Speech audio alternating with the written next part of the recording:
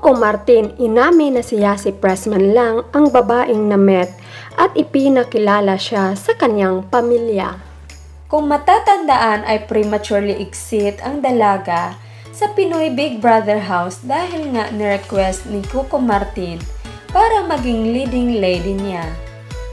Mula noon pa ay gusto ng aktor ang aktres hanggang sa naging parte ng dalaga ng longest running teleserye na FPJ ang Probinsyano. Sa halos 5 taon na magkasama ang dalawa sa serye ay nahulog na ang loob nila sa isa't isa. Sa nakalap ng aming insider, noon pa man ay may paghanga at nagpapahiwatig na talaga ang aktor na si Coco Martin sa dalaga ng naramdaman niya. Kaya hindi maitago ang sweetness ng dalawa, mapaon cam or off cam man, sa tuwing mag-isama ang mga ito. Dahil nga more than friend ang feelings nila sa isa't isa. Naging open na din sila sa kanilang mga pamilya. Nakilala na rin ng aktor ang pamilya ng dalaga.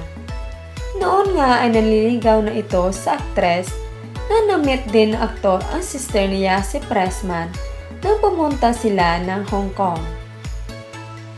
Kaya ganon na lang ang pag-aalaga at pag-care ni Coco Martin kay Yasi Pressman. Kahit hindi nila aminin pero visible na talaga.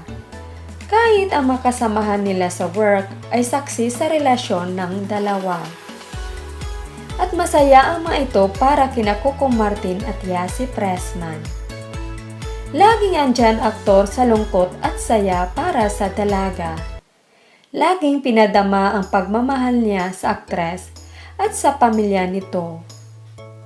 Kung matatandaan ay na ospital at pumanaw ang ama ng aktres, ay todo comfort ang aktor.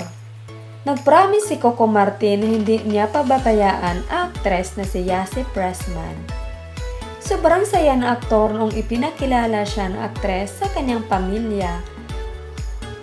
Sa ngayon ay happy ang aktor sa achievements ng dalaga.